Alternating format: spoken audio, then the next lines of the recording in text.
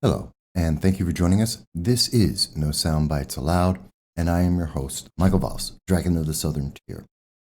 I'm happy to be here with you today, though I'm going to be speaking about something that is quite disturbing. It's an issue that's been affecting America for decades, and most recently has become escalated in our news, in our entertainment, in our politics. The racial divisions in America. The claim of institutional racism. And I want to explain what happened on December 7th at a New York State college, a public college, where students were trained on becoming racist, in my opinion, and were indoctrinated into a progressive ideology. This is an event that took place in the southern tier of New York, and something that I was aware of and I opposed for many months. I'm going to go into some detail here, in great detail, to make sure that you understand exactly what is happening in our colleges, what is being taught to our students, and what is going to be affecting our communities. You may disagree with some of the conclusions that I have, but we want you to see this in full context to understand and to make your own decisions. First, let me mention that if this is the first time that you're seeing our channel, I thank you for joining us on this important topic. We want you to know that we do long-form political commentary, and every Sunday at 2:30 p.m. Eastern Standard Time, we do a live stream with you. We reach out on all the social media, in YouTube, Facebook, Twitter, DLive, everywhere that the internet overlords will allow, and sometimes they don't, to speak to you about the issues that affect all of us from anywhere in the world. Because we believe in the First Amendment. We believe in your right to speak. It is inalienable. And we believe that for everyone, whether or not your government agrees, whether or not the internet overlords agree, we believe in your right to speak up about the issues that affect us all, like this one today. And we hope that every Sunday you'll join us at 2:30 p.m. Eastern Standard Time to take part in this live stream and to share your thoughts as well. Let's get into this. And this is an emotional issue. It's been a very difficult episode to go and bring to you because it's very personal. And I think there needs to be some background so you can understand the full context. I'm 53 years old. I remember the 1970s and the racism that existed at that time. And I've spoken about it on this channel from time to time. I remember the riots, the Rodney King riots in LA, which I was present for. I've lived overseas in Moscow, and I've explained some of the experiences I've had there. In 53 years living across the United States, there's been a lot of events, and I will tell you that I have experienced racism firsthand. And I've also experienced the racism that progressives have been pushing in the last decade. They are very different things, and they have very different outcomes. Given that, I also want you to be aware that this year, 2021, I joined the SUNY Broome Civic Engagement Board. SUNY Broome is a New York State college located in the southern tier of New York in Broome County.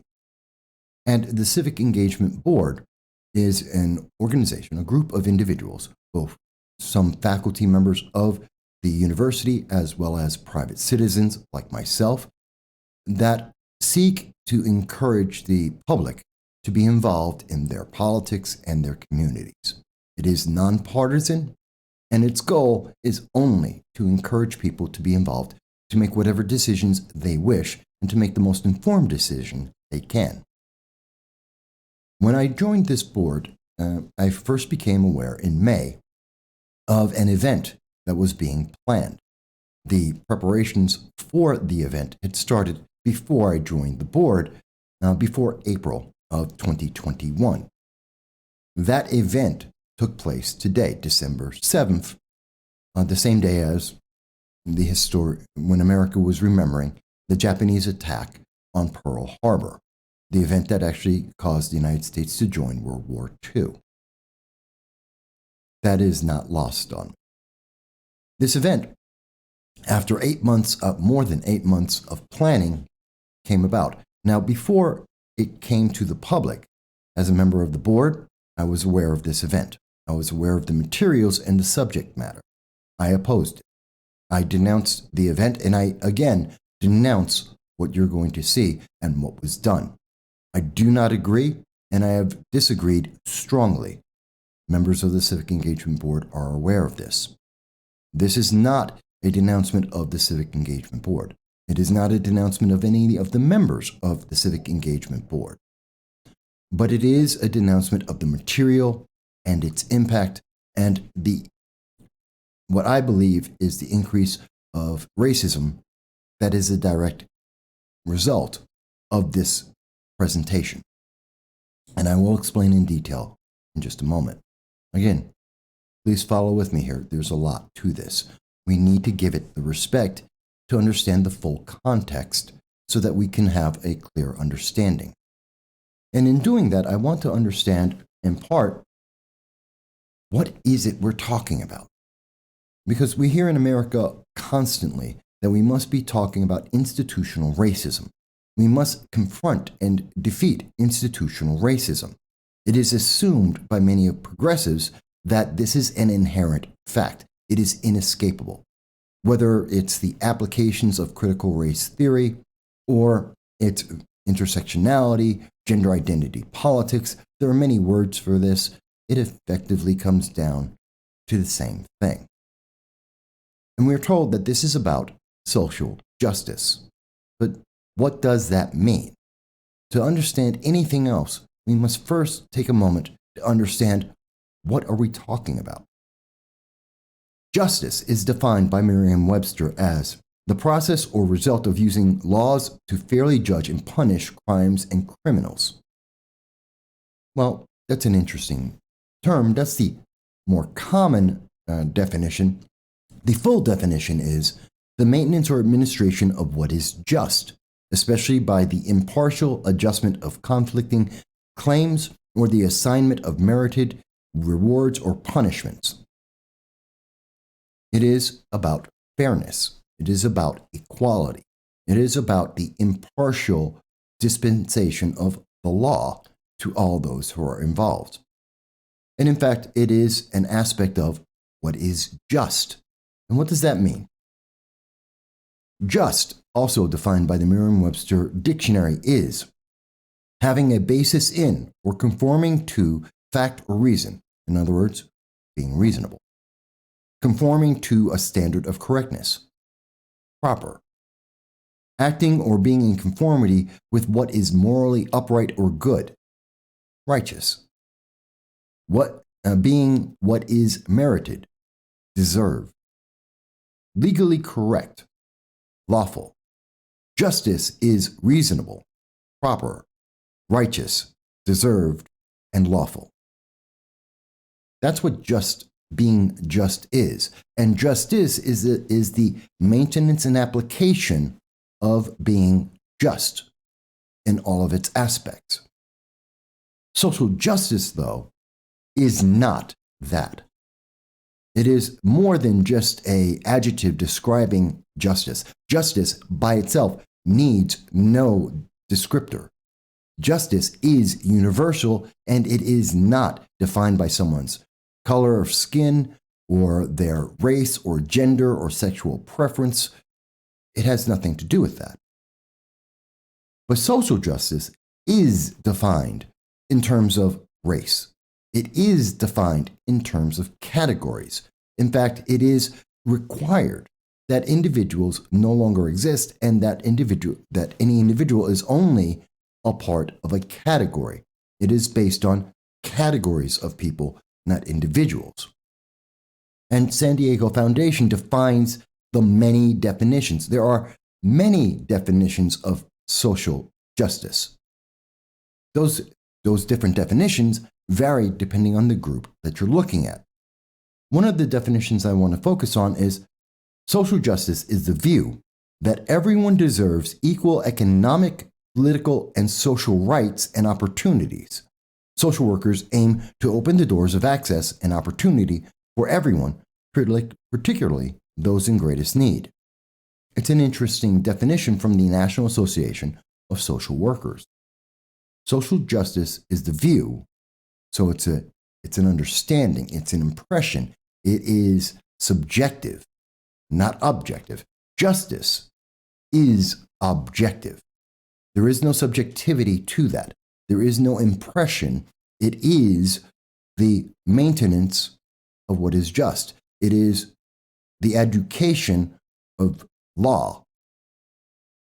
Being just is somewhat subjective, but there are objective criteria as well, because we have to conform to fact and reason. Facts are objective. The law is objective. But again, social justice is not. But that's only one definition of social justice. Social justice encompasses economic justice. So you're defining it with another word that is almost the same. Economic justice. Well, again, that's a subjective subcategory which doesn't truly define the term we're looking at. Social justice is the virtue which guides us in creating those organized human interactions we call institutions. That's an odd wording and doesn't really make sense. In turn, social institutions, when justly organized, provide us with access to what is good for the person, both individually and in our association with others. Social justice also imposes on each of us a personal responsibility to work with others to design and continually perfect our institutions as tools for personal and social development. So it's a goal. Social justice is a goal. It is a cause. It is a political cause. It is inherent in what it's speaking about. It has requirements. It is something that you are obligated to do. It is an action you must take. And you are obligated to do so by other individuals. And this is about the collective. It isn't about you individually. Again, social justice also imposes on each of us a personal responsibility to work with others. You must interact with individuals, and you must do so in the prescribed mannerism that someone who created social justice, or this meaning of social justice, prefers. So your individuality, your choice does not exist. This is what we're speaking about. And this is all in the goal of equity, which is fairness or justice in the way people are treated. Fairness. This is about fairness. But here's the thing. Who's determining what is fair? Just like in determining who's saying what is socially just. Who is determining the responsibility, the manner in which we're supposed to be obligated to work with each other? And to what outcome? What is the net end of this goal? What is the cause? These are things that are not understood and they're not explained. And this is important. This is critically important. And I'm taking time to make sure we understand this, that social justice at its root is about politics. It's about power. It's about making individuals act in a manner that is approved by a smaller elite group of individuals. That is inescapable. Justice is objective. Social justice is subjective. And it is controlled by a small group of people who determine what it means on a case-by-case basis. That's why there are so many different definitions for it and what its cause is and what is its end goal. So with that said, I want to again come back to what happened at SUNY Broome today. And this is not unusual for what we're seeing in colleges across this nation. It is not a unique event. So we're going to look at the social justice, the aspect of social justice, which is the institutional racism. The event starts with an understanding that institutional racism exists. It is a reality that is inescapable. And if you disagree with that fundamentally, then everything else falls apart. Let me also mention before we start going through what actually happened, I want to also make it very clear. One of the things I objected about this event is the fact that there is no other voice. There is no one else speaking about this event. There is only the one singular point of view. There is no opposing point of view presented. There is no one speaking in this event to say, but I disagree, or I have a different point of view. And that's very important to understand as we go through this. Without further delay, though, let me start us off and show you the event itself.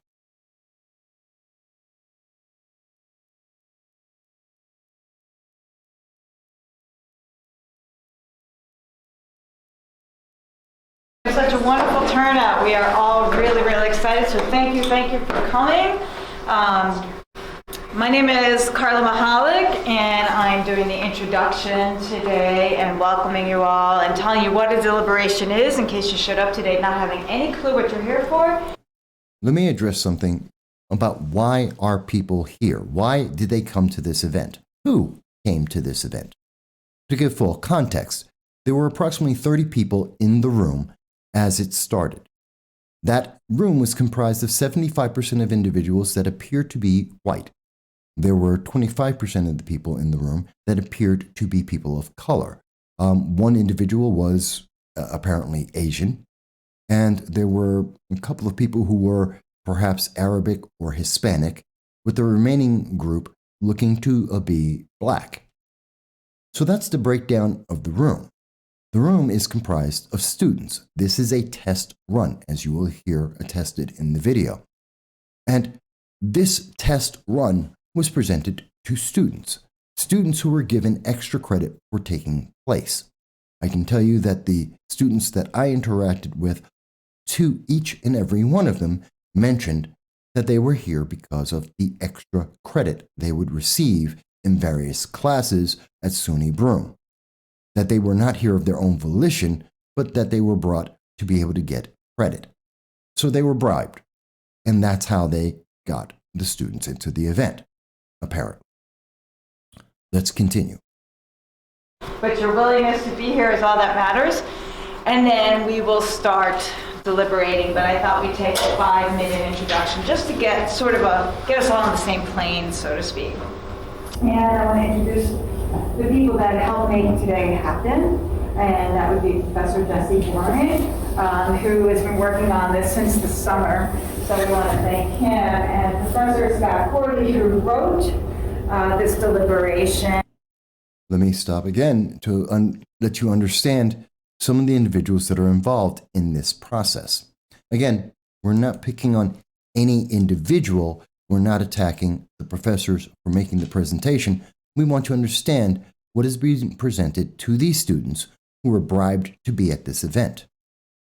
Professor Scott Corley is mentioned. Professor Scott Corley is a critical race theory progressive activist. He has spoken about this. He has spoken in depth about this. Dr. Scott Corley is a lecturer in philosophy and a director of the Global Encounters program at Mount St. Mary's University in Maryland. He has spoken extensively on critical race theory. And he is a supporter of critical race theory. And we believe, and I think it's well defined, that he is a progressive. So again, this event is about nothing more than a progressive ideology. This is about progressivism. And it is being presented by progressives to encourage progressivism without any reference to any other viewpoint that anyone could critically understand and compare. Let's go on. And the placemat, which you'll see what I'm talking about in a few minutes, that we will use as the foundation of our discussion. And then we also have some other people here that have helped us along the way, including Professor O'Hagan, who helped bring some of you here today. and also the two Michaels who have supported our endeavors this semester, Michael Vasquez and Michael Woodward. So we're grateful for them, including some of the moderators, and we also have some other people here that have helped us along the way, including Professor O'Hagan, who helped bring some of you here today, and also the two Michaels who have supported our endeavors this semester. Again, I am a member of the Civic Engagement Board. So there are many events that I do support and I have worked on as well. I do not support this event. I have never supported this event. I denounce this event and its subject matter. I want to be very clear about that. And I was there at this event to see what was actually going to happen, to see how the material was actually being presented. So I just want to clarify that yet again. Michael Vasquez and Michael Woodward. So we're grateful for them, including some of the moderators who are here today. Carter Findor, Daisha, I'm sorry, I don't remember last name. Farley, if they see it, Farley. Okay, Daisha, sorry, I knew I'd get that wrong. And also Troy Norton. They are here to help us moderate as well. So thank you to all of you for being here today. We're excited that you're all joining us. So I want to talk a little bit about deliberation, and so you have kind of an idea of what's going on, and then we're going to get right to it. And actually, before I do the PowerPoint, I forgot, I wanted to just sort of break the ice and have you all talk to each other. So the moderator at your table will introduce himself or herself, and also I'd like each of you to talk to each other and what brought you here today. So just chat with each other for a couple of minutes, introduce yourselves, the moderator at your table, introduce yourself, and what brought you here today. So let me explain why this is important to understand. This is a technique. It is a technique meant to brainwash individuals. It's a technique used to prevent any dissension. When you have a group of individuals who don't know each other, and the first thing that you're doing with a moderator at each table is you're introducing people, you're creating a social bond amongst the people who don't have one in any other reason. This makes everyone feel like they are a unit, that they are a tribe, and that everyone is aligned in that group. It helps to prevent individuals from dissenting, because most people in public do not want to dissent. We see that in our politics on a regular basis. We see that in elections. We see this constantly in our lives. People do not want to be ostracized. They do not want to be isolated. They don't want to be the odd person out. And so in putting a group together and putting people into small groups where they are intimately now connected with each other, you have now created a bond. And it makes it harder for people in that small, more intimate group to be able to object, to be able to say that they don't agree, because they're expected to go with the consensus, to go with the flow. This is a tactic that is used, and it is used to brainwash individuals. And I want you to be very clear. So that is what this event started with. It started with an interaction to create small cells of individuals to help mitigate their ability to disagree with any other information that would be coming up later.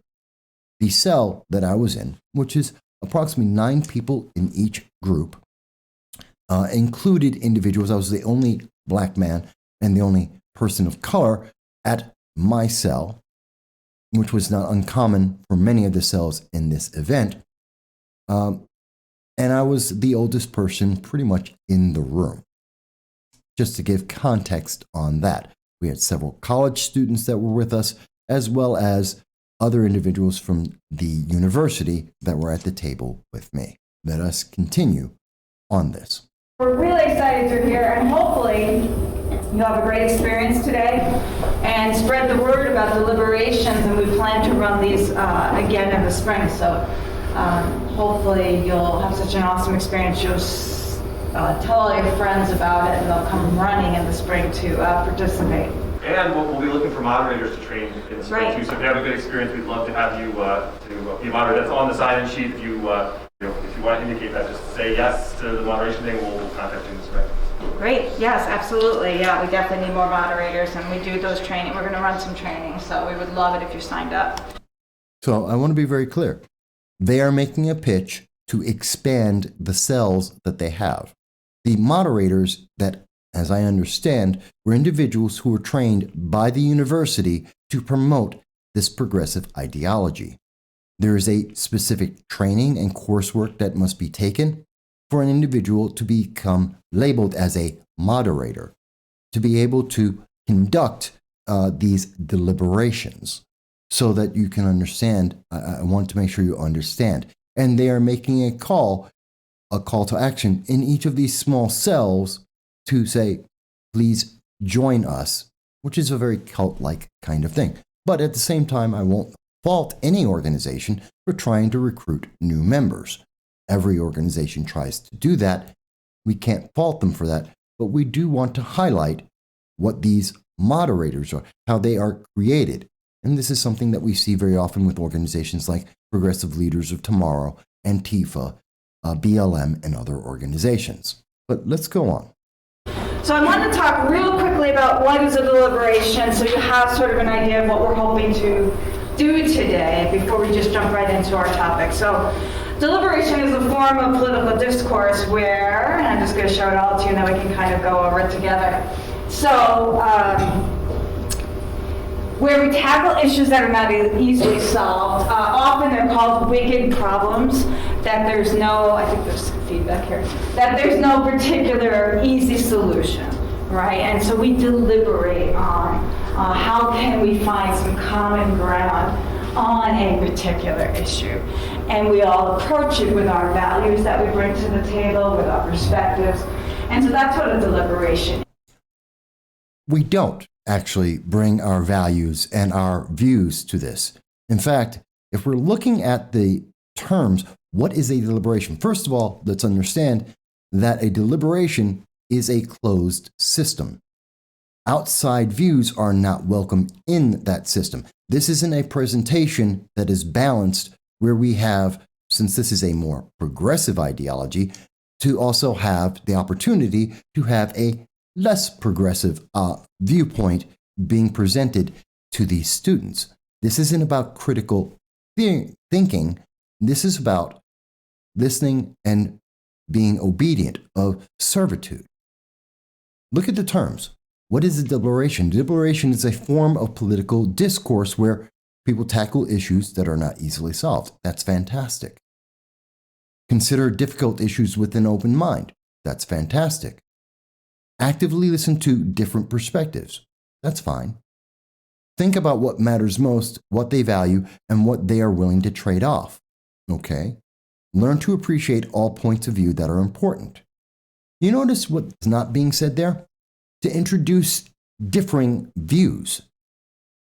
That's not part of deliberation. Deliberation isn't about having an interaction and having a discourse. You'll see what I mean in just a moment. Is we're not going to solve it in 90 minutes, but we're certainly going to have an open and honest conversation about that particular topic. We're going to have. How can you have an open and honest conversation if you're not allowed to have differing points of view? If all the information you're presented and all of the data that you are presented is from a single point of view, how can you have a critical thought about it? How can you critically say this is correct or not correct? How do you make that basis if you have nothing else to compare? That's something that's important to understand about these kind of events and what is being pushed onto students.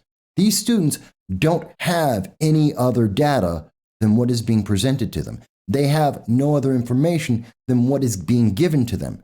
They have no way of understanding what is fact and what is opinion because there is no other voice. So there is nothing open about this. This is closed. This is a closed system. An open mind when we deliberate. We're certainly going to listen to each other carefully, and we're going to appreciate each other's points of view. And we're going to actively listen to one another. So that means, of course, no cell phones out on the table, and we we look at each other and really listen to what each other has to say. You're committed to being here. This is your own free time. Fully commit to being here and fully commit to listening to what each other has to say about this very difficult but important topic. Thinking about what matters most, what one values, and then what you're willing to trade off to reach consensus, right? Because That's important. Consensus. What will you trade off for consensus? This is a key term of deliberation. So if you have an objection, if you disagree, you have to give up your disagreement to come to a consensus. This isn't about individuality or individual thoughts. This is about a group, a category, a system that they are creating, that you are now being put into, you're being indoctrinated into. This is what is being said to the students, and the students don't realize they don't have another choice because another choice is not being presented. This is important. in order to achieve or reach some kind of consensus on a very difficult topic, we are going to have to compromise. Something that, we can learn how to do, even if we see that our political leaders struggle with that. That's something that we, as students, can do that. And learn to appreciate that everyone's point of view is really important and not dismiss it at a turn. But also don't present everyone's point of view. Don't present all the information that's available. Don't give people the facts from a different point of view. Isolate people and isolate the information that they have. That's important. Right? That we all have something to bring to the table and that we appreciate and recognize that everyone's point of view is valuable. And that is why deliberation is so important, and that we have more of it and that we don't do this. And a lot of times you probably experience debates in, hold on, I want to make sure, I do this in my class all the time, students know this, I don't want to advance too fast. You've experienced debate in high school, I imagine, right? You probably all had to do a debate in high school. And No, everyone doesn't do a debate in high school. Schools may have changed in the many decades since I was last in school, but no, everyone doesn't involve in a debate. Nor would I say that debates are defined in the manner in which they put it. A debate isn't always about who won. It's about the information, the exchange of ideas. You don't have to be firmly rooted in a position to have a debate. And again, it's an investigation of ideas. You can start with a position that you may or may not be sure of, and that debate is meant to gain greater knowledge and to be able to be more informed, to make a better decision. People often take sides in debates because we have understandings. That understanding may be incomplete or incorrect, but that's not a negative. See, these are being presented as negative things. Why a debate is a negative thing. Why you shouldn't be involved in debates, you should be involved in deliberations, which are closed systems. But a debate is an open system where someone can interject and involve and present facts that counter the position that is being made, that people can have a different point of view, that people are individuals and not a collective. But we are seeing that this is being presented as it was written by progressives to say, well, a debate is competitive, aggressive, and fast-paced. Again, giving a negative connotation to what a debate is, but debates aren't that. In fact, at my table, people mentioned, well, a debate is like what we see in the presidential debate. No, that isn't a debate. That's a political event. But that's not a debate. We haven't had debates in our politics in many decades. Lincoln Douglas was a debate. But what we saw in 2020 and in many years prior, that's not debating. That's just people spouting sound bites. That's what our politics are today. They're exchanges of sound bites, but not an actual debate of the issues. But they're trying to put this in a very, very negative context so that you don't have debates and you only involve yourself in deliberations so that you are in a closed system. And a closed system is also a very safe system so that no one can point out if you're wrong, because no one wants to be wrong. Everyone wants to be as right as possible. That's why we have our views. We think it's the correct view. Sometimes it's not. And that's what debate is for. But let's go on.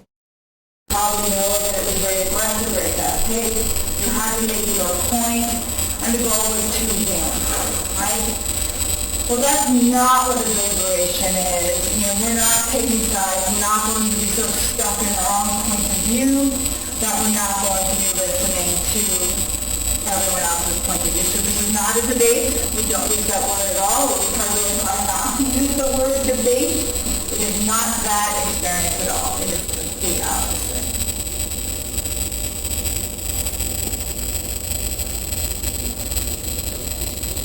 And again, some of this is what is similar to what I've just. Again, a deliberation is a closed system. You can only use complementary terms. Well, what if you're talking about something that you oppose, something that you don't agree with?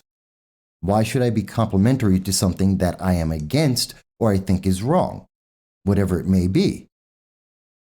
Evaluate actions, drawbacks, and trade-offs. Make compromise. You're meant to come to the same goal. You're going forward. A deliberation leads you to the end goal as created by the person who presents the deliberation. And you need to move towards that and step away from whatever position you may have to get closer to the position of that deliberation, of that goal that has been presented for you. Listening to one another is important, and I agree with that. Respect and consider all viewpoints, nothing different than in a debate. Work to find common ground. Again, move towards a consensus, move towards the goal of the deliberation, not understand and make your own individual voice or your own individual understanding. You are being programmed. You are being taken from wherever you may stand and being shifted to where they want you. The organizers want you to be. That is a very fundamental understanding of what is the basis of this event, which we'll be talking about racism and institutional racism. You're not supposed to oppose this. You're supposed to come to a consensus. You're going to move from wherever your position is to the position of the progressive ideology. And again, they want to phrase this in the most positive. Debates are negative, but deliberation is slower paced. It's more easy. It's nicer.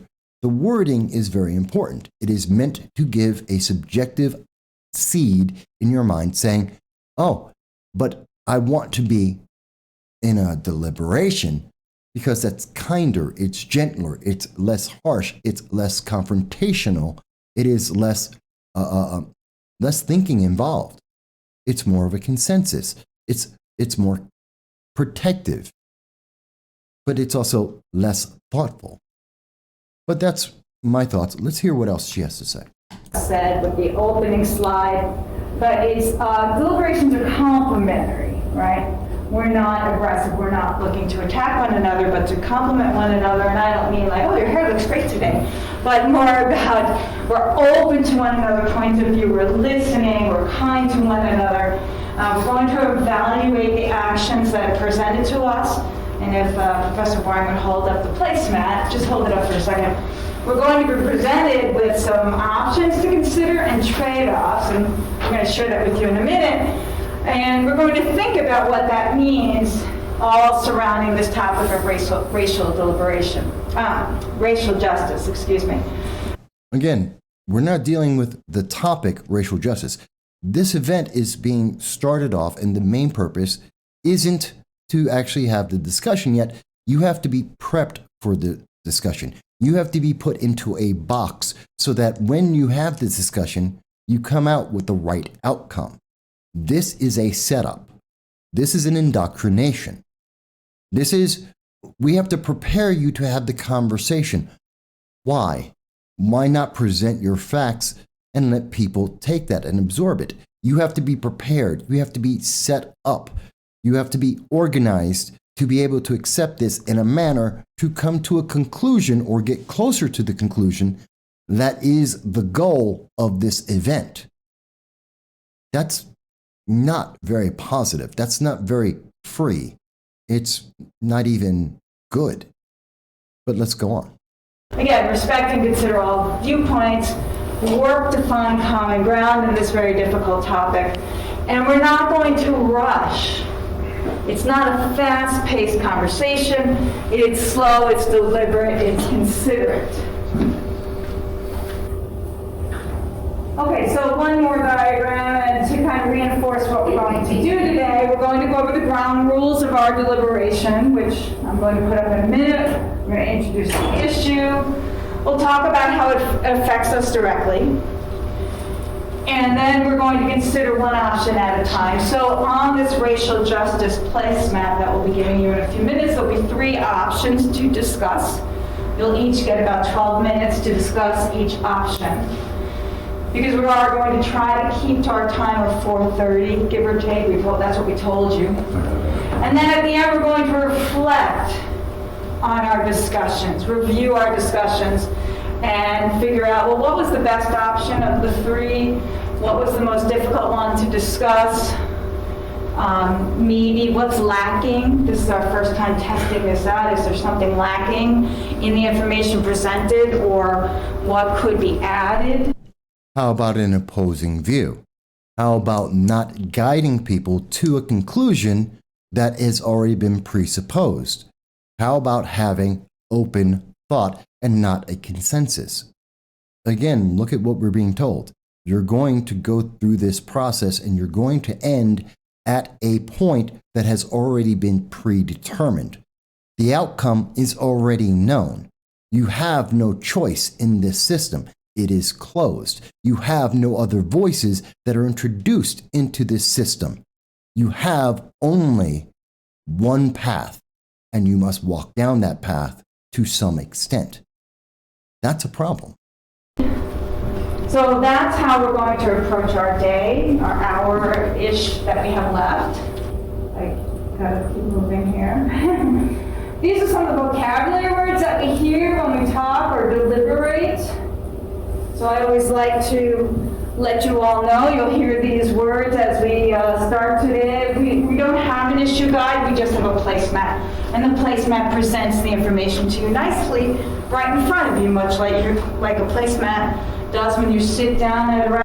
I'll be showing you the placemat in just a moment as I continue. I know this is long, I know this is drawn out, but this is important to understand. This is what's happening to our students. This is what's happening in our educational institutions. This is what is being programmed into people, and that takes time. And it's important to give at least as much time to understand what is happening. Restaurant, the place sorry, my mouth is not keeping up my brain. When the placemat at the restaurant might tell you a little bit about the restaurant you're eating at, the history of the restaurant. Also, it usually has the sponsors, right? Sometimes it even has the menu down. So the placemat has a consolidated amount of information on it for you. That's why it's called the placemat. Table setter question. We sort of set the table with an opening question. Get everyone warmed up and chatting a little bit. And that's what that is. Then the options, sort of our 3 points we're going to address today. Moderator will be the person at your table that keeps the discussion flowing. The moderator does not insert his or her points of view, just keeps things moving along for the participants to keep talking about the options. And the moderator is going to serve as a note taker today as well. We're just going to jot down some of the ideas that you express so that we can keep track of all of your great ideas that you generate today. Except the moderator's job is to frame the questions and the statements and the ideas based on the end goal. That's something that I observed in the group that I was in, that the moderator was taking certain notes about the conversation and framed it in the most positive manner towards the goal that was being presented to us in the placemat options that were presented to us. It's kind of like McDonald's. You only have the choices that are on the menu. You can't really go off the menu. You have to stick with what is being given to you. And that is part of the job of the moderator, to make sure that the notes, so that when people reflect on it, will be a reflection of the positivity of the path that you have been placed on, of the closed system that you have been put within. That's a bit insidious, don't you think? So those are some of the vocabulary words that come about during a deliberation or terms that we use during a deliberation. All right, here are the ground rules. I doubt they'll surprise you based on some of the things I just said. Okay, so we encourage everyone to participate. No hitchhikers, meaning you're not coming along for the ride. We'd certainly like to hear from everybody. We won't force you to talk, but we welcome you to talk. We want everyone to be honest and respectful. We also don't want any hijackers. So we're not going to let any one of you dominate the conversation either. We want to give everyone the opportunity to speak. Right? So we want everyone to have equal time, or as much time as they want to talk, without letting one person dominate the conversation. We're going to keep focused on the issue, so we won't be talking about the Monday night football game or the impending snowstorm. We're just going to focus on racial justice. But doesn't racial justice involve the football? I mean, that's what NFL has been telling us, that they're involved in racial issues, BLM and their support. What about the NBA and their support of racial issues and BLM? Aren't they involved? Isn't that something that we can't? I get what she means. Let's not talk about the score, but isn't entertainment now being presented as racial issues? That is just another format? So that's interesting. Going on. And watch, pay attention where everything is in the room. We're going to focus on all of the major approaches, so each option and then any trade-offs attached to the option. Which means that you have to stay on the path. We're going to look at the options that are given to us and the outcomes that are given to us. We are going to stay on the path that we have been told and now reinforced and reinforced again that we must be on. We're not being given choices. We're not being allowed to go to a different direction. We must end at the goal that they have already presupposed. That's interesting. And then we work to strive to reach well-reasoned judgment. So we're not going to be discussing conspiracy theories, or we're not going to do any Alex Jones conversations, right? Well, what does that mean? We're not going to be speaking about conspiracy theories. We're not going to be speaking about Alex Jones. So you've now characterized those that may have a differing point of view as an extremist, as someone who is discreditable. Besides the fact that while Mr. Alex Jones has made many comments that are out there, he's also made many comments that were absolutely correct, that were verifiably absolutely correct. Many conspiracy theories are absolutely true. We just didn't know it. There was as an example of what I mean, when the New York Post in October of 2020 presented the Hunter Biden laptop and emails from that laptop, we were told by most of social media and many in the news media that that was a conspiracy theory, that that wasn't correct, that it wasn't true. And yet, 4 months after the election, those same news media outlets and social media itself told us, oh, but the laptop is real and it is true. So the conspiracy theory wasn't a theory nor a conspiracy, it was fact. What about Russia collusion? We were told, well, this was absolutely true. It's absolutely factual. Except after 3 years of investigations from 4 different organizations spending over $30 million, we learned none of it was correct. None of it was true. That Rachel Maddow and Representative Adam Schiff, who claimed to have evidence to prove their claims of Russia collusion, were lying to you. They lied to you for 3 years in a row. There were no facts. Nothing, no evidence was ever presented. That was a conspiracy theory, but it was promoted.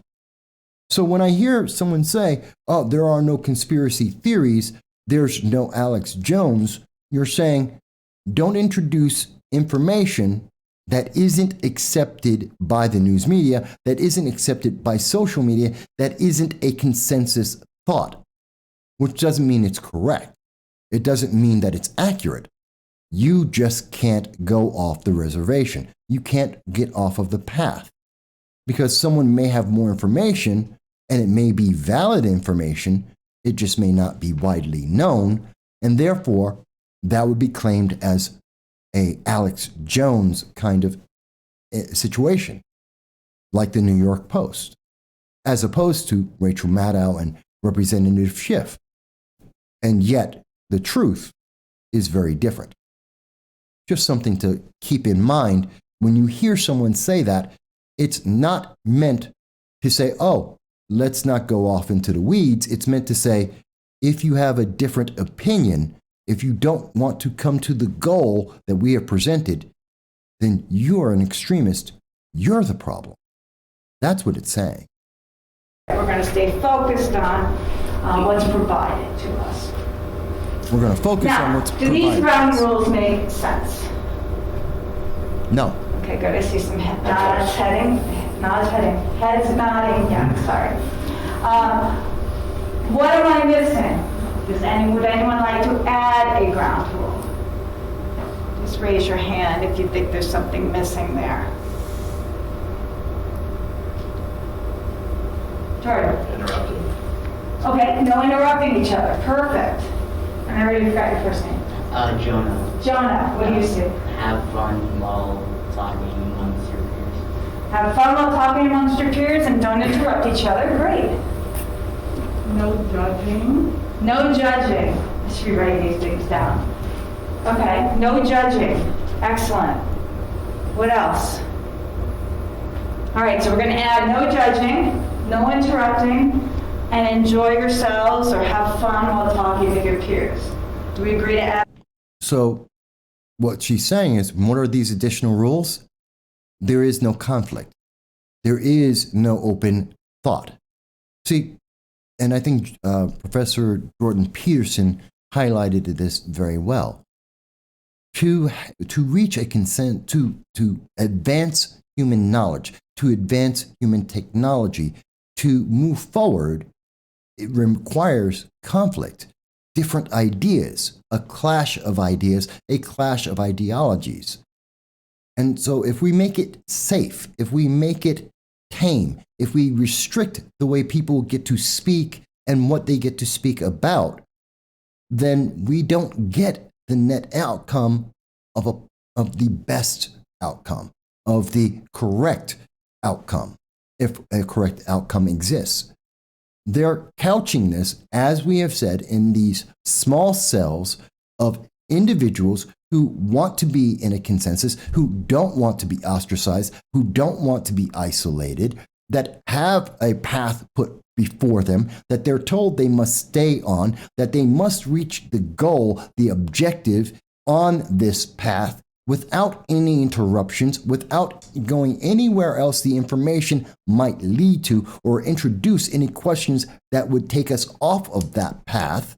And we don't have the ability to be able to speak freely.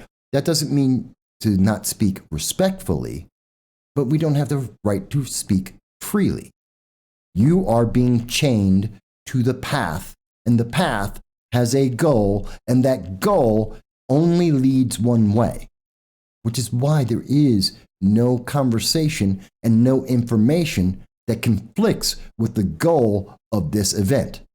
This is what progressivism is in our colleges. It sounds very nice. It sounds very pleasant. It is presented in the nicest way possible, and it is insidious and it is wrong. Again, I'm not making a personal attack on the presenters and the members of the Civic Engagement Board.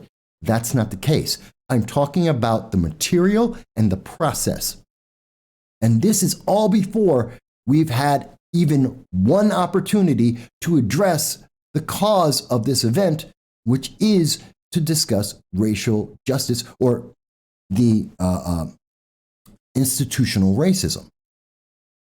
All of this work has been put in to make sure that people can only address this issue from a very specific point of view, with a very specific end goal, with a very specific outcome.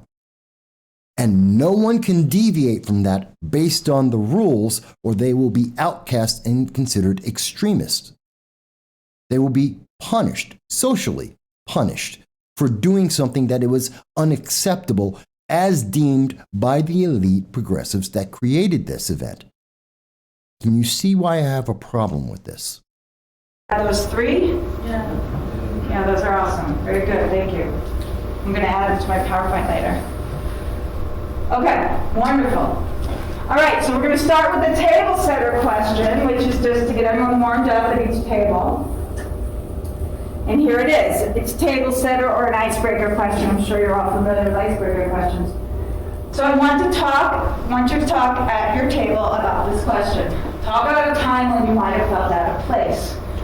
That experience might have occurred in an educational institution or at a religious setting, or even a social event. How did it make you feel? Share if you can or if you want. Not everyone has to talk, but you can certainly if you want. So we'll take about 5 minutes to do that, and then we're going to move on to a quick video. So let's look at these questions. The first question. It's been 20 minutes in the event. We have been put into small cells. We have been in groups just large enough that no one wants to be ostracized, and the group dynamics works against an individual. We have been given a path that we have been reinforced. We cannot deviate from. We must reach the end goal of the material, of the conclusion that this has all been predetermined. There is no individuality. There is no free thought.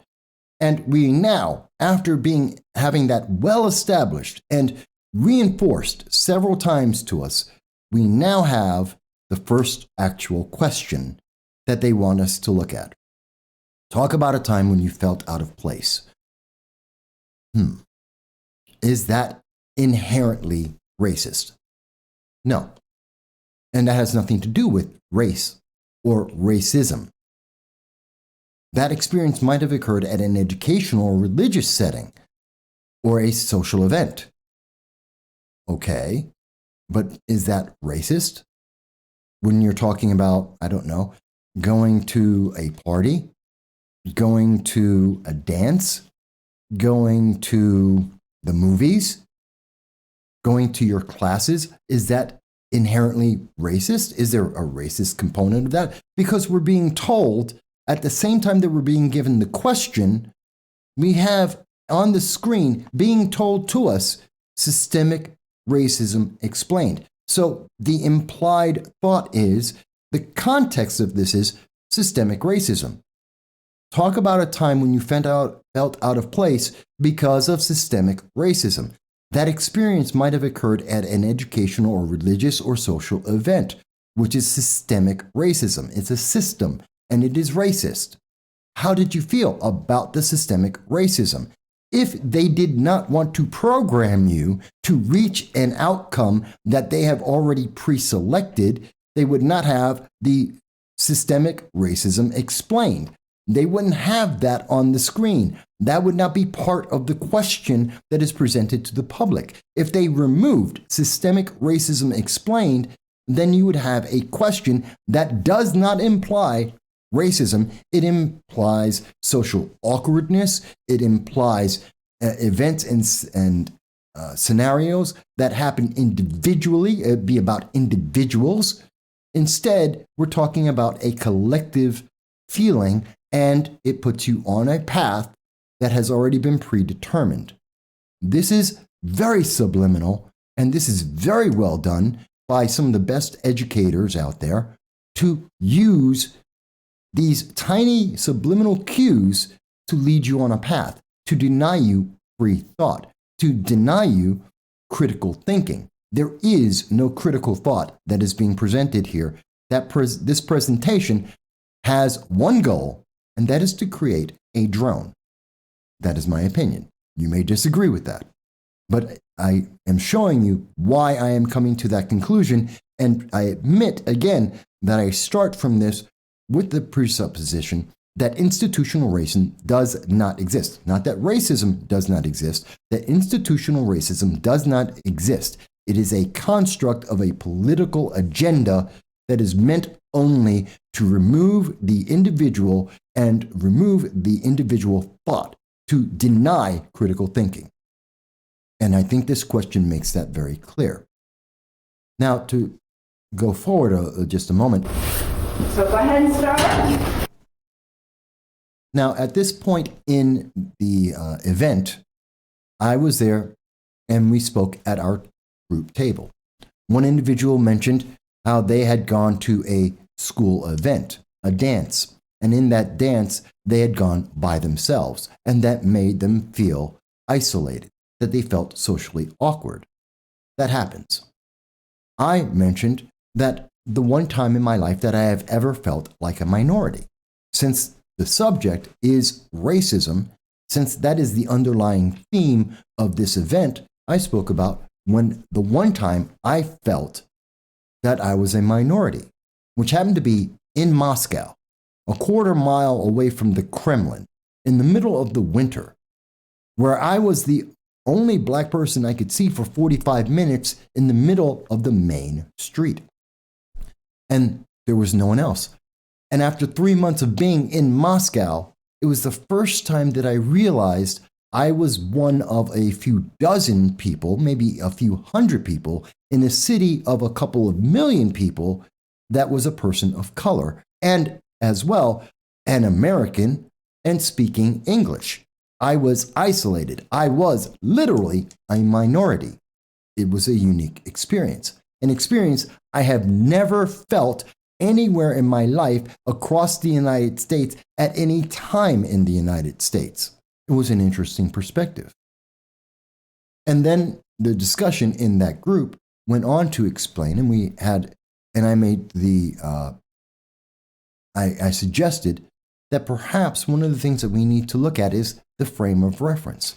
Someone mentioned how they went from a small town and they went to a bigger city. They went to Rochester, one of the larger cities in New York State, and they had come from a smaller town, and how this was a culture shock to them.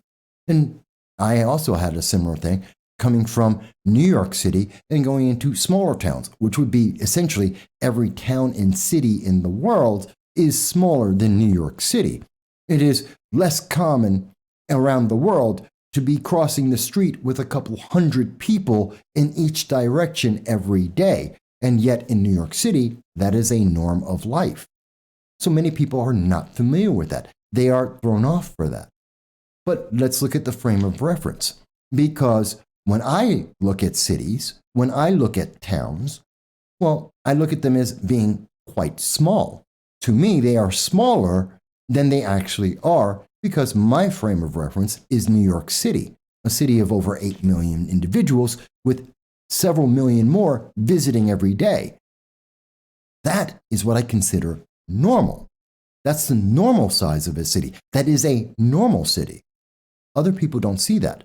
But yet, from the frame of reference of a person in a small town, Rochester would be a very large city.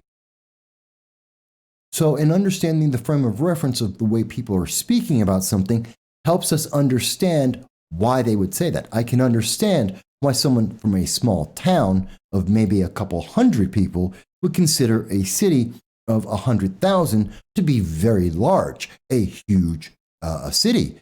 And whereas someone from, say, New York City or Tokyo or other large cities like that would look at Rochester, a city of a couple 100,000, and say, well, no, it's actually a small city. It's actually quite small and sparse. The difference of the frame of reference allows us to understand why someone may look at the same, why two people can look at the same event, the same city, and say, well, that's isolated. That's a large city to one and a small city to another.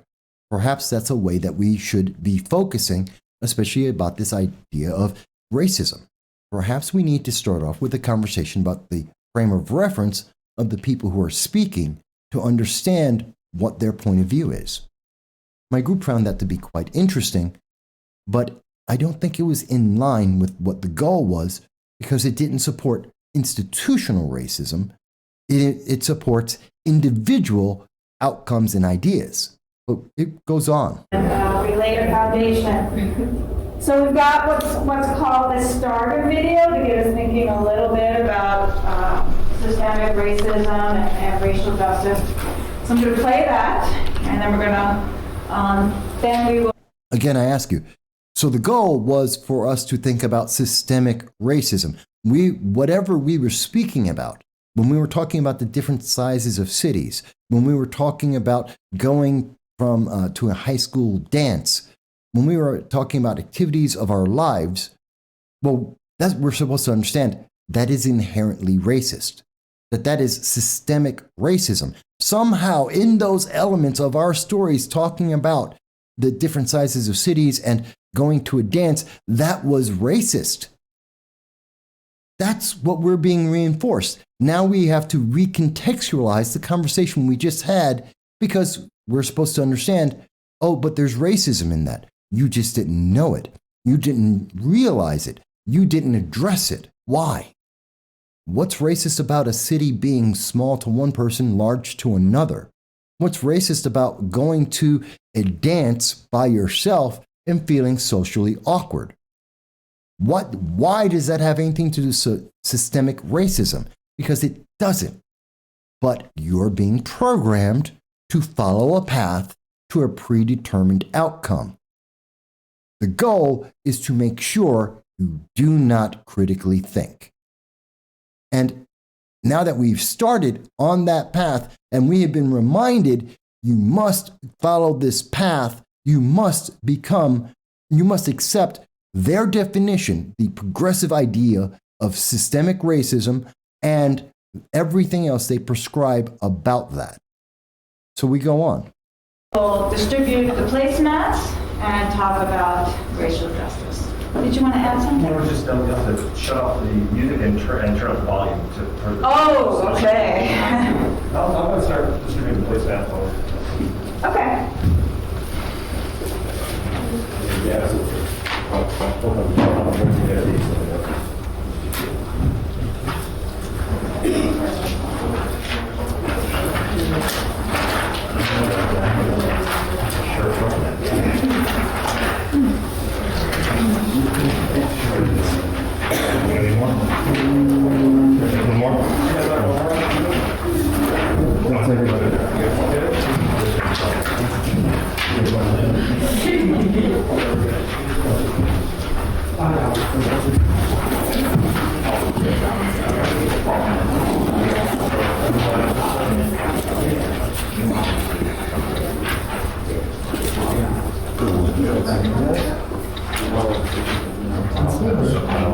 Because Jamal School District is mostly funded by property taxes, this is Jamal.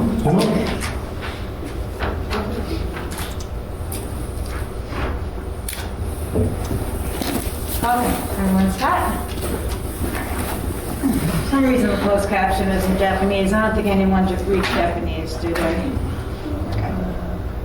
Okay. This is Jamal. Jamal is a boy who lives in a poor neighborhood. He has a friend named Kevin who lives in a wealthy neighborhood. All of Jamal's neighbors are African American, and all of Kevin's neighbors are white. Let me stop you right here. We are getting another reinforcement of an idea that doesn't make sense. And I brought this up in my group a little bit later. There is a presupposition that is being made by the progressive ideology that supports institutional racism that Jamal, in this example, is poor and he's black. and that they are supporting this idea. They are implanting this idea of blackness equaling poor, kind of like Joe Biden, if you remember his statement. And to be white is to be rich. Jamal is in a poor neighborhood. What if Jamal wasn't? What if Jamal was middle class? What if Jamal was upper class? Would these things still be true? What if the other kid, the white kids, were poor? What if they both were poor? Do these things that they're about to present to us still stay the same? Because they've given us a very specific, again, they put us on a path with a very specific way of looking at this. And the way they're looking at this, it inherently must be that Jamal must be poor and the white kid must be white for what they're about to say to be true. Because if you start changing those elements, which exist in the real world, then what they're about to say doesn't work. It doesn't make sense. So you have been set up. This is a trap, and you're being programmed. Let's continue. Because Jamal's school district is mostly funded by property taxes, his school is not very well funded. His classrooms are overcrowded, his teachers are underpaid, and he doesn't have access to high-quality tutors or extracurricular activities. That is not inherently true of poor neighborhoods or for those same reasons. Again, we are conflating several facts and several factors all at once. And as was brought up in my group, there are many grants from the federal government just specifically for low-income schools. And again, there are many factors in this that are being conflated to present you a very specific image that aren't necessarily accurate, nor are they giving you a full, complete context of the situation. Let's go on. His school district is also funded by property taxes, so his school is very well funded. His classrooms are never crowded, his teachers are very well paid, and he has access to high-quality tutors and lots of extracurricular activities. Kevin and Jamal live only a few streets away from each other. So how come they're growing up in such different worlds with such different opportunities for success? The answer. Such different opportunities for success? No one has talked about success yet. They both have the same opportunity for success. It may be a little different, it may be a little difficult, but they both have the same opportunity. Because the success, in this case, they're talking about education, is the same. While it is maybe a harder path, it is not blocked. No one has denied Jamal the ability to read, to write, or to learn. He still has the internet to go to. That's the real world that we live in. He still has libraries that he can go to. There are still programs in his schools. He has not been held back. The information has not been denied to him. It may be harder. He may have to work harder, but that doesn't mean that he's denied. They're not the same thing. Let's go on.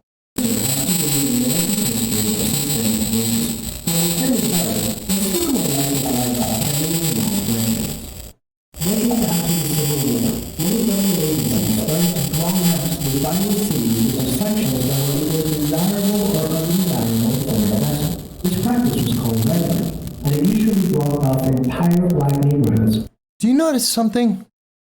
Did you notice that the example that they used was Chicago, a city noted for its corruption, from 1860? 1860, over 100 years ago, 150 years ago, and they used Chicago, a city that for the past 75 years has been run by progressives and Democrats. And yet they're talking about the problems in that city, not in terms of the crime, but they're talking about the denial of opportunity to individuals, as they claim in this video, in Chicago, where they're supposed to be progressive, where Democrats have been in control and have been working on the problem of this institutional racism they're talking about for the last 70 years. And yet they have completely failed. So isn't there a bigger question here?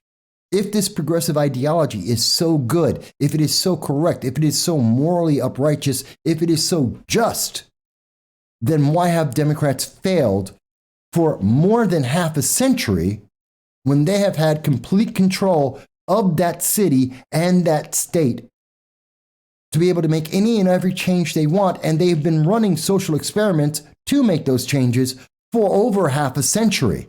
Isn't that worth discussing? Isn't that interesting? And let's go on.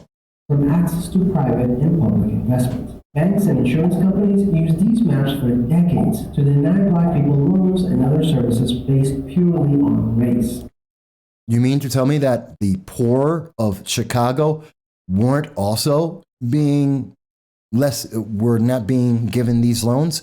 Is there no other criteria besides the color of skin? Did it have anything to do with jobs, income, savings, the ability to actually pay off the mortgages and loans? Is there no other factor? Are no white people in Chicago being denied by banks for loans and mortgages? Is it only Black people? Because that's what we're being told. That's what we're being shown. That's the message that is being implanted in our minds, that this is institutionally racist because it's only about those who are Black. No one is poor in Chicago and white or Asian or Hispanic. It's only Black people. Does that make any sense whatsoever? Does that match reality at all? Historically speaking, owning a home and getting a college education is the easiest way for an American family to build wealth. But when Jamal's grandparents wanted to buy a house, the banks refused because they lived in a neighborhood that was redlined. So Jamal's grandparents were not able to buy a home. Wait a minute. Black people have been denied. There's no Black people who owned homes from 1860 until 2021. In over 150 years, there's been no one who's ever owned a home? Are we correct about that?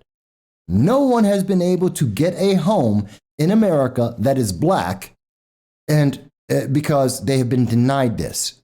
Is that what they're suggesting? Because that's what they've just shown you, and that's the message they're telling you. Black people can't buy homes. By the way, I am a Black Hispanic homeowner. I bought my home about, 15, 20 years ago.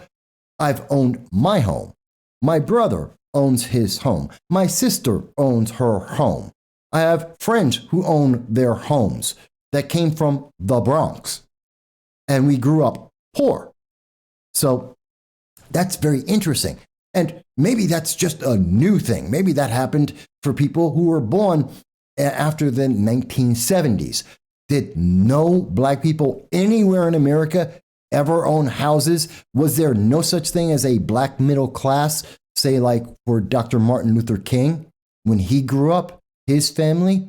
It's interesting when you look at the details and you step even a foot off of the reservation and the path that is being presented to you to make you believe that institutional racism exists and you cannot deny it because the questions I am asking cannot be asked. Let's go on. Because colleges could prevent them from attending due to legal segregation, their options for higher education were really scarce. Kevin's grandparents, on the other hand, got a low-interest loan to buy their first house and got accepted into a handful of top universities, which traditionally only accepted white students. This opened up a wealth of opportunities that they were able to pass on to their kids and grandkids. Wait a minute. Let's remember what this video presented, what they're using as their way of justifying systemic racism. They said that this entire example about redlining, about Blacks not being able to own homes, that they cannot and did not own homes, that this resulted in their lack of education, which is separate of whether you own a home. Yes, it's a factor to help, but it's separate of being able to be educated and to have wealth. They're saying this came from Kevin's grandparents. Remember, this whole scenario is based in 1860, 150 years. It's not Kevin's grandparents. It's his great, great, great, great grandparents that we're talking about. We're talking about well over 6 generations removed from Kevin.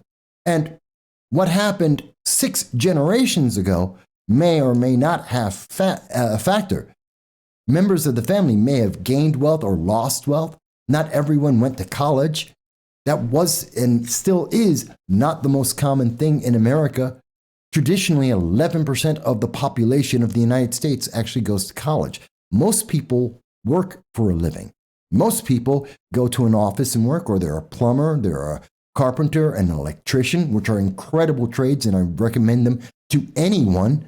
But what they're saying is it's Kevin's grandparents. Well, that's just 2 generations ago. That would be the 1960s. That would be roughly looking at the 1950s and 60s, the civil rights movement, where we changed the things that were existing. We were ending Jim Crow that started in 1860. Actually, and let's be correct, 1860 is the start of the Civil War. 1865 was the end of the Civil War. The Emancipation Proclamation took place in the middle of that entire process. So they should be talking about 1865, because in 1860, blacks were slaves in the South, not in the North. In Chicago, they would have been free. And yes, they could have been redlined. And then came the Emancipation Proclamation. It came the end of the Civil War and a renaissance for many black people in the South and throughout the United States, including several members of Congress being elected in the South. So there are elements of this that make no sense. They're contradicting themselves in their own video, but the goal is the message. It is meant to keep you on the reservation, to keep you on the path, to make you not critically think and to accept everything is being presented to you as if it were fact, because no facts have been presented here. No evidence has been presented to you. No notice saying this comes from what source. They're just saying this is true. And you're being told you have to accept it. And in the environment that this is being presented in, you're being told you have to accept it as truth. You can't question it. Follow the path. We have a goal. You will get to the end of it. Even as late as the 1980s, an investigation into the Atlanta real estate market showed that banks were more willing to lend to low-income white families than to middle or upper-income African-American families. As a result, today, for every $100 of wealth held by a white family, black families have $5.04. One, I would dispute those numbers. What source? Please show me the source. And when was that source taken? And two, let's remember in the 1980s, because there was a disparity, Democrats went in under President Clinton and they changed the rules. And that's why we had the subprime market loan bubble.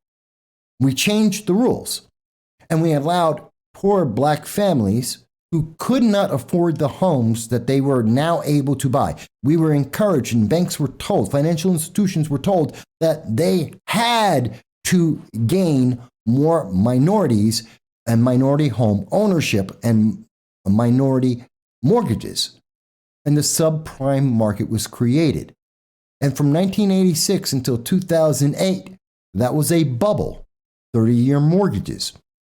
And at the end of that bubble, the individuals who initially were being denied the ability to own these homes because they didn't have the income, they didn't have the savings, they failed. And the housing market collapsed, which took away much of the wealth that many of these families would have had. If wealth is, and one of the factors defining wealth in the United States is the value of your home, and that's one of the major things. And if you just lost your home because your mortgage failed, well, then you're going to have less value to be equated with, won't you? So the very solution that was created in 1986 was the cause of the failure of the lesser income of many black low-income families, which if the government didn't push them into these bad mortgages, They may have reinvested that money or bought different homes and have more wealth than going through the subprime markets that were created by the government and by progressives because of their faulty logic and their lack of understanding consequences of their actions. But let's go on. A 2017 study confirms that redlining is still affecting home values in major cities like Chicago today. This explains 2017, in Chicago, one of the most progressive cities in the United States, possibly the third or fourth, depending on how you want to characterize it, most progressive city in the United States. A city that has 75 years of Democrat and progressive leadership at every level of the government. And in 2017, under President Obama, they remain a problem location. Progressives failed. Their ideology failed. Their laws failed. They have failed, and yet we are supposed to accept that they are the best choice, that their path is the only path, that we must follow this all the way through, that systemic racism, it must be true because the progressives failed. Their ideologies and their plans failed. And now, because they failed, we now must follow them on this path. It makes no sense. how Kevin and Jamal inherited vastly different circumstances. Unfortunately, the story doesn't end there. A big part of systemic racism is implicit bias. These are prejudices in society that people are not aware that they have. So, whether you intend to or not, you are racist just because you think, because you exist, because you have microaggressions. You create microaggressions in your subconscious while you sleep, while you're awake, no matter what you do. You are inherently racist. Period. That's a problem. I don't think many people would agree with that. In fact, the majority of America don't believe that. They reject that. But we are teaching that to college students today. We are teaching that to kids in elementary school today, that they are inherently, implicitly racist and that they have racist ideas, even if they don't realize it. And they're growing up with these concepts. And the answer to resolve this, to fix this problem of your absolute implicit bias, is to follow the progressive path. That's the only way out. Because you're a racist. And you don't even know it. Let's go back to Kevin and Jamal. Against all odds, Jamal manages to be the only student from his high school to get accepted into a great university. Wait a minute.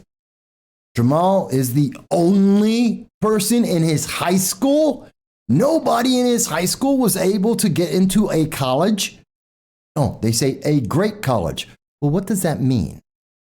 See, let's look at this very carefully. So they're assuming and they're trying to make you believe that Jamal was the only kid that could make it to college.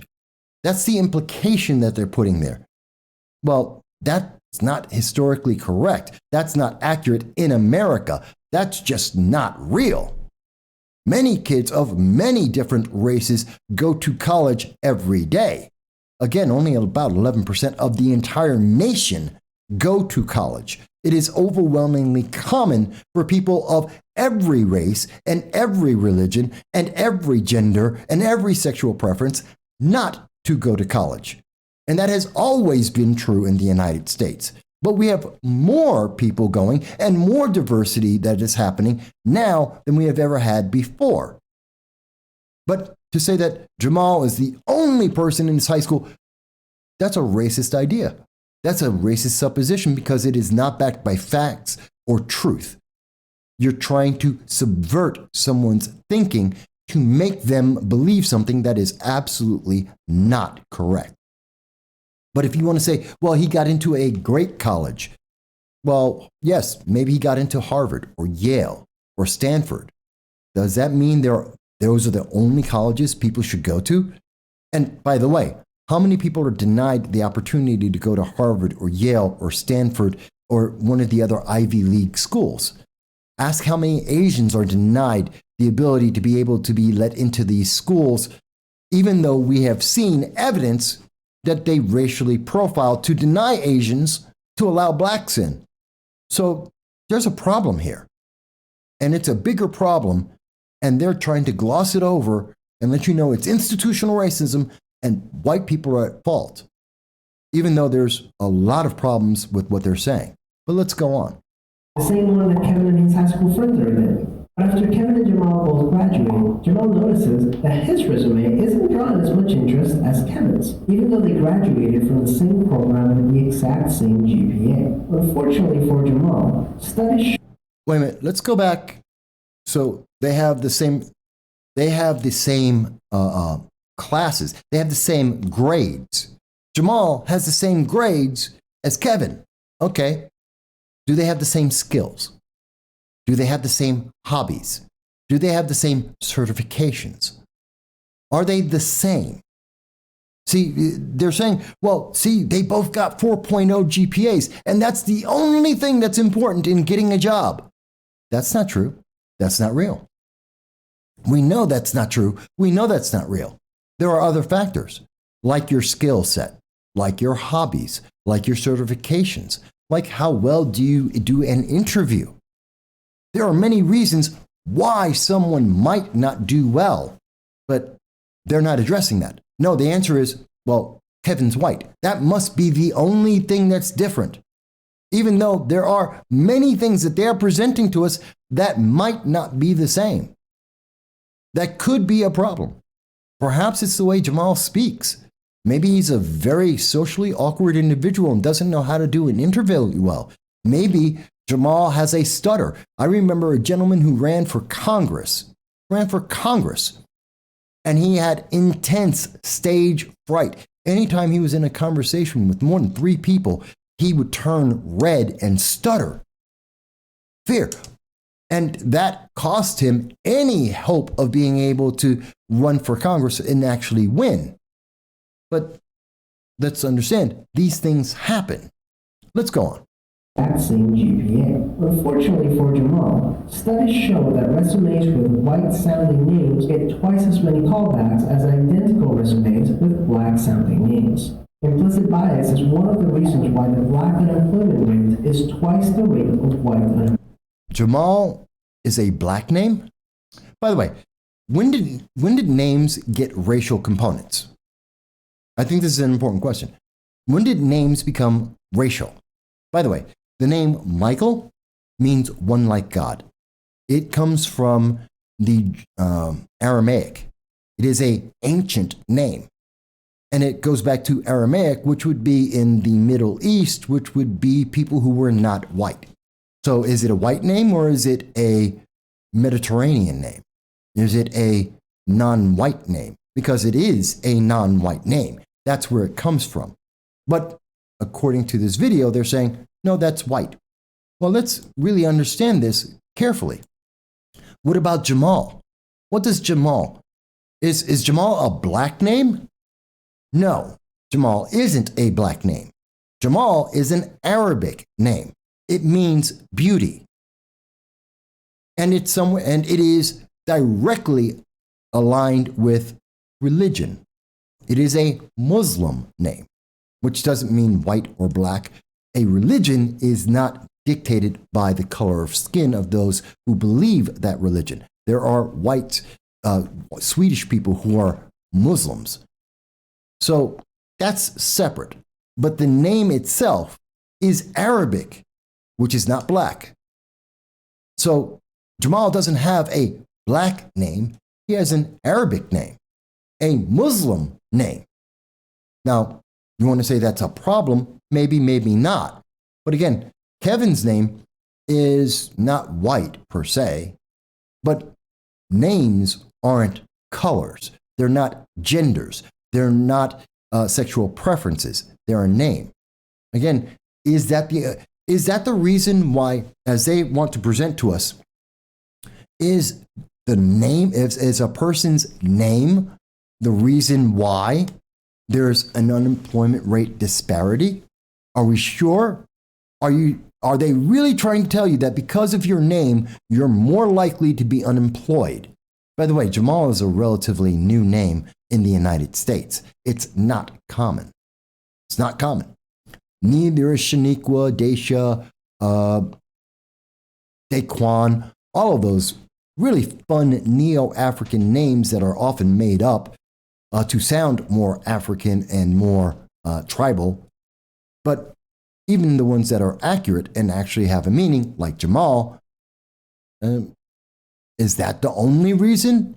Is that the only factor that's affecting unemployment? Because that's what the video is telling you right now. That is the key factor. That is what's causing it, is the difference in people's names. And the name of someone that is black, even though it may be African, it could be Arabic, it could be Middle Eastern, it could be a name from other countries and cultures, well, that's the problem. Do you notice how they're putting you on a path? And this path doesn't make a lot of sense when you actually think about it, but you're not supposed to think. They're moving along in the video, and the event is moving forward. You're on a path, you're not to deviate, and you're not to question. There is no critical thinking. It's just acceptance. You must submit. Let's go on. Even among college graduates today, you can see evidence of systemic racism in every area of life. The disparities in family wealth, incarceration rates, political representation, and education are all examples of systemic racism. Where's the proof of that? They're all examples of, they are. So when President Obama was elected as president and then reelected as president, that was systemic racism. Senator Tim Scott, who's black, that elected, that's racism. Charles Rangel, who was elected as a member of Congress for decades, over 30 years, representing the Bronx in New York City.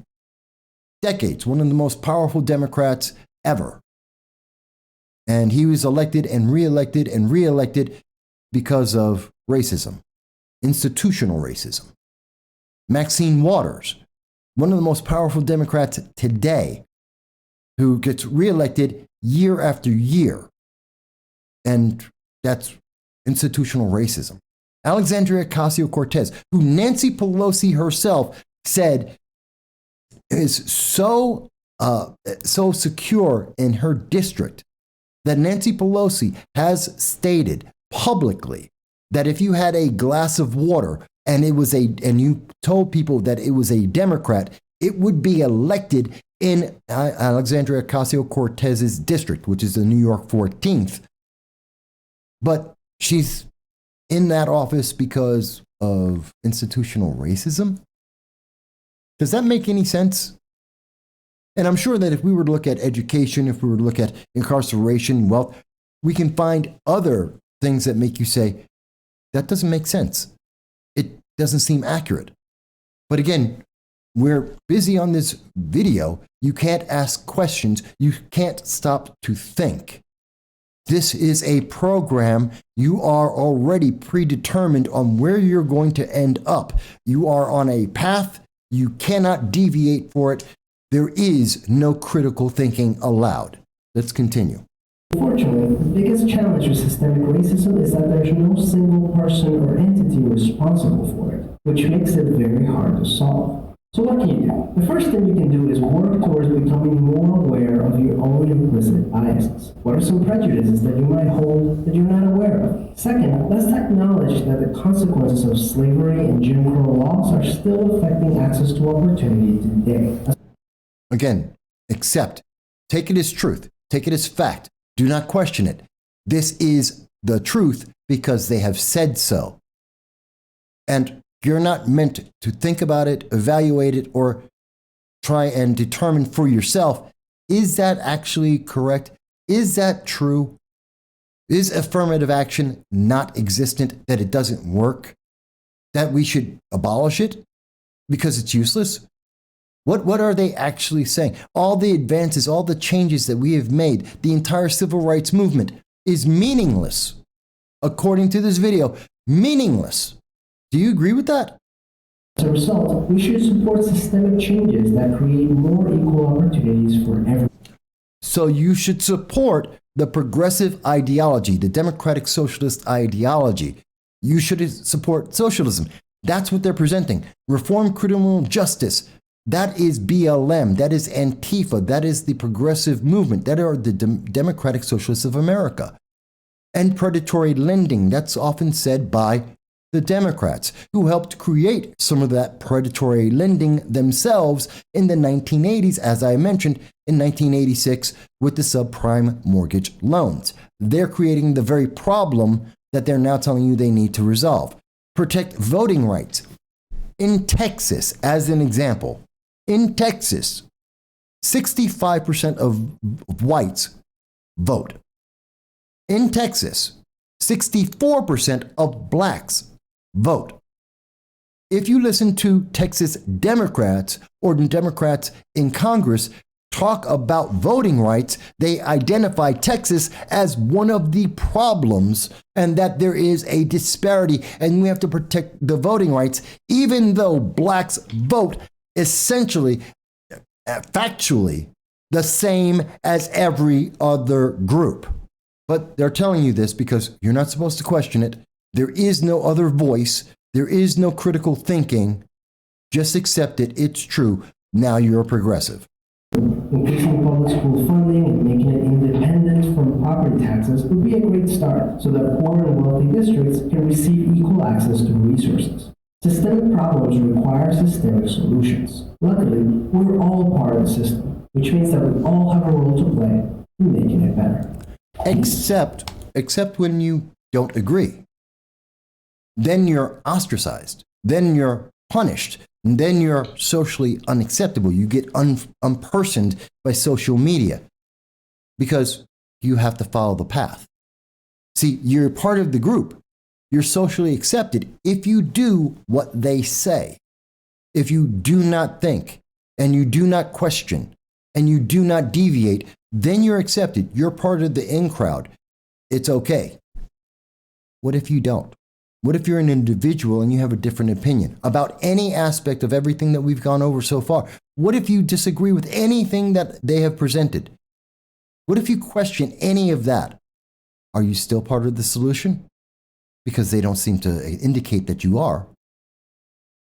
I thought in option one, it talks about equality and equity. So I thought, in case you're not familiar with the difference, I found this cartoon, I thought it described it perfectly.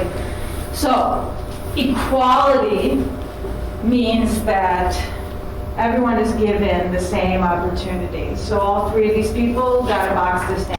Equality doesn't mean that everyone's given a box. That's not equality. That's not a fair representation. Nor does equity mean that some will be given more than others. That is socialism.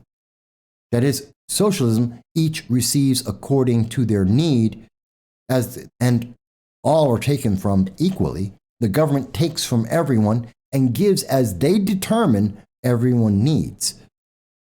This picture is inaccurate on multiple levels, but let's continue to hear what she has to say about it.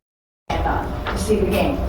But you can see that the shorter person or the person in the wheelchair, the box doesn't help them quite as much, but they were still given the same equal opportunity to try to see the game, right? So that's equality, when you're given the same opportunity to have access to resources or access to education, but it doesn't always work out because you might have another issue preventing you from access to that resource or opportunity.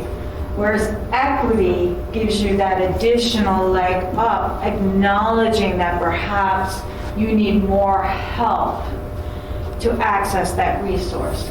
So for example, this young lady was shorter than the gentleman next to her, so she needs 2 boxes to see the game, right? So she needs a little more help.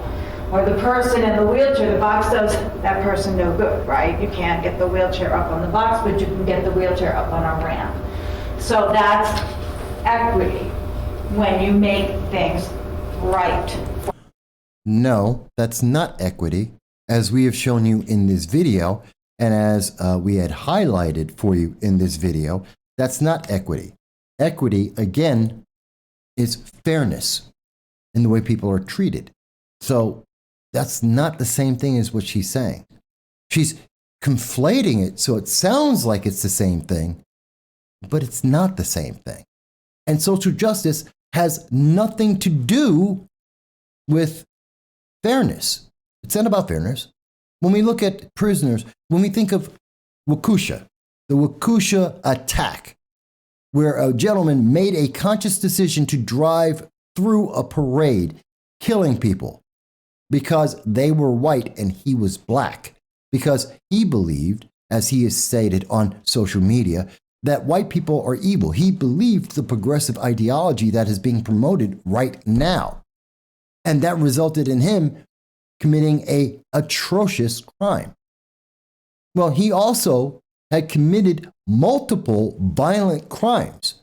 Most recently, just a month ago, where he was released on a $1,000 bail because racial justice, social justice. It was unfair for him to have a higher bail because he's black. And so in fairness to being black, regardless of his crimes, regardless of the violence of his crimes, he was released on a low bail and then committed a mass murder. Was that equity really fair? Was that equity worthwhile? And you may say, well, Mike, you're just picking an extreme example there. We can go through many examples. We can go through many observations at many levels of economics and society and crime. And it's not about fairness. It's about power. But before I go further with that, let's continue to finish up with the video. For people based on their circumstances in life. So often one talks a little bit about equality and equity, and they sound so much alike, I thought I would just show you this cartoon, or illustration really, and changed your perception to make sure that you're thinking the right way, to make sure that you are still on the path, to ensure that you're going to reach the same goal that they want you to reach, that you're going to move from whatever your position is to their position. To help you think a little bit about that. So in your groups, you get 12 minutes to talk about option 1, and your moderators will guide you through that, and I'll stop you in 12 minutes. So at this point in the event, everything broke down into individual groups, those cells of 9 people, and we were presented with a placard, a menu that gave us a system that we had to follow. They asked a question and you had to follow it. That there were only the options available to you. That it is a fact, according to the progressives that presented this, that institutional racism is real and that you must come to one of the conclusions that they prescribed, that they suggested to be able to resolve it. Now I want you to understand something. The video that you just saw, and I know I'm going through this in great detail, but if you've gotten this far, I want you to understand the video you just saw was created by ACT TV. And I want you to understand, who is ACT TV? ACT TV is a progressive media company for political activists. This entire event is about political activism. It is about creating political activists. It is about converting students into progressives. They're presenting evidence, data from a political organization in a school setting presented by members, faculty of that school on your public dollars to present them this. Is that fair? Where is the other voice? Where is the moderate Democratic voice? Where is the libertarian voice? Where is the conservative or Republican voice? Where are those voices? Where are the people who have questions and have doubts and have different thoughts? Why is ACT TV the only organization that is being presented? That only their viewpoint and their word must be taken as absolute fact and truth. The only other person that we're hearing from in this organization is that Dr. Scott Coley, who is a political activist, who is a progressive, who is pushing critical race theory. These are the only people we're hearing about. And who is behind Act Blue? Well, the very same people in Act Blue are the very same people in Democrats.com, a political organization created to advance progressive ideology. Every single person on this list is part of ACT TV. All of these people are part of ACT TV. Like we often see, they use many names for the same people in different organizations to make you think that there is a large crowd, that there are so many organizations, except there aren't. They're the same organization, the same people, just using different names. This is a trick. And we know that this is something that's brand new. As you can see, Democrats.com was created January 1st of 2020. They were created for a political outcome. They were created to try and change an election. That's their goal. That's why they were created. That's all they exist for. This was very frustrating and aggravating. At every step of this event, as I had expected, as I had been presented in the past, this was racist. This is a racist indoctrination of our youth, of our college students, and of our culture. I denounce it completely. Again, not the individuals. I understand that the individuals at SUNY Broome and members of the Civic Engagement Board had the best intentions, but the best intentions are the pavement on the road to hell. This promoted more racism that I have seen minute by minute than almost any experience I've had in my entire life. This is one of the most racist moments I have ever gone through, one of the most racist events I've had to live through in my 53 years of life. I denounce this. I think it's insulting. If you've made it all the way through this, and I understand it's a long video, not everyone will watch every part of it. I hope that you do. And you may say, Mike, well, I don't agree. And that's okay, because I believe in free speech. I believe in you as an individual to come to a conclusion, to be able to critically think about what you've been presented, to hear the arguments and to make a decision. And that decision may be to support Democrats.com, to support ACT TV, to support the progressive ideology that is being shoved down your throat. That is an option. In fact, you may not think it's being shoved down your throat. You may think that it should be shoved down more.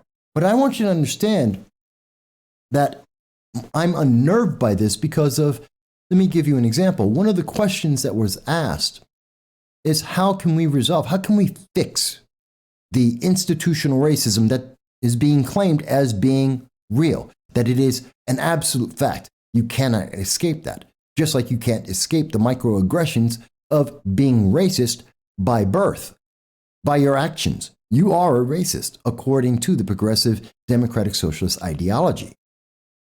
So how do you fix that? Well, one of the suggestions that was made in my group, I don't know about others, one of the suggestions made was, well, we can integrate people. We can introduce different groups so people will be able to learn about different cultures and different people. And I had a question about that.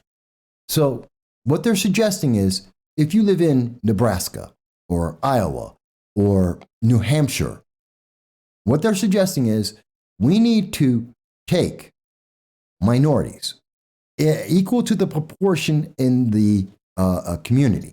So we're going to take X number of Black and Hispanic and Asian students, and we're going to take them from New York City and bring them to New Hampshire so that the white students, the predominantly white students in New Hampshire, will be introduced to their culture. What if the students don't want to go? What if the people you're taking from New York City don't want to go somewhere else? What if they don't choose to be part of this experiment? What about that then? How about this? So then instead, what you should do is we should take white students and white people from New Hampshire and Wisconsin and Kansas and Portland, and we should put them in Chicago. We should import them and introduce them and inject them into Chicago so that they'll understand the way other people live, so that they can be part of that minority experience. What if they don't want to go? What if they don't want to live in Chicago, one of the most violent cities in the world, one of the murder capitals of the planet?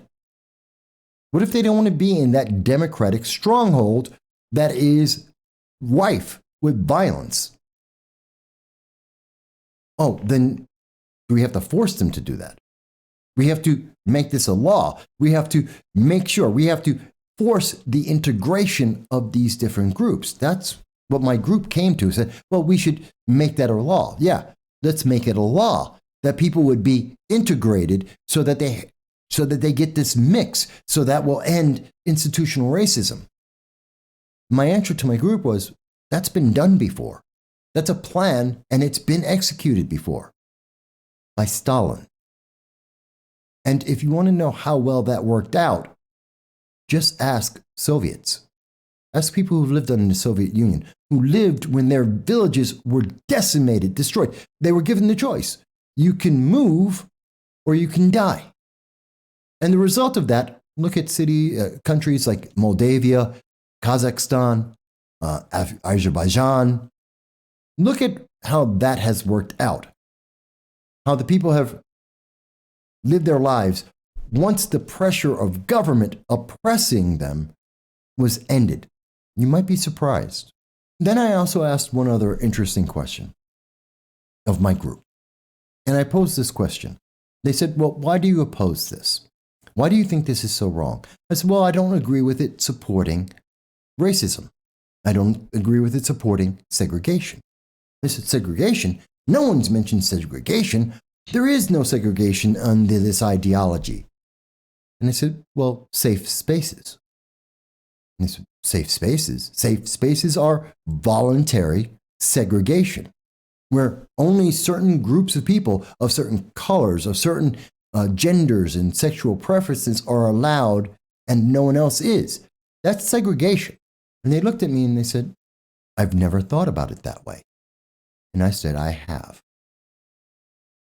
And that's the thing. I have critically thought about critical race theory. I have critically thought about the gender and identity politics, the intersectionality, and the progressive movement.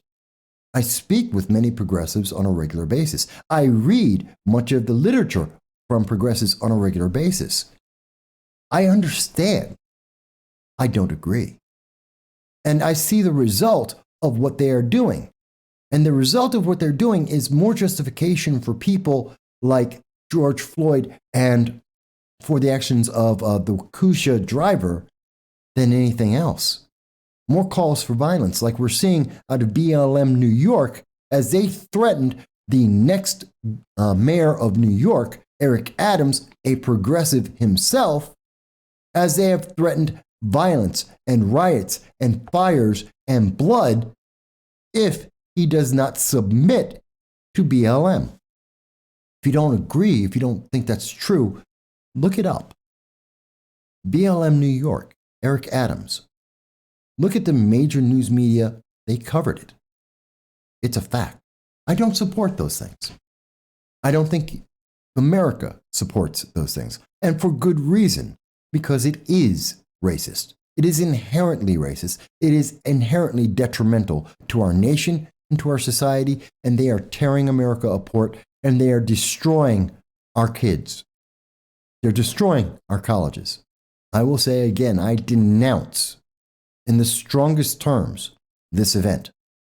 I do not want to see it take place again at SUNY Broome, as is planned for it to do so in the spring semester. I denounce and will protest actively this event occurring again, and if it is introduced to the community at large. I do not agree. I do not see the benefit. I do not see the worth. I only see institutional racism being created by this by this progressive ideology and program. You may disagree. You may think I am wrong. I respect that you can have your opinion and you can come to your own conclusion as an individual because you're not a category. You're not just a group. And you aren't stuck on a path with a predetermined outcome. You get to make choices. That's not what they support, but it is what I support. If you've made it this far into the video, I thank you. I ask you to share it with others and to leave your comments about what you think. I hope to see you every Sunday at 2:30 p.m. Eastern Standard Time for our live stream where we will address this and many other issues from around the globe. Thank you.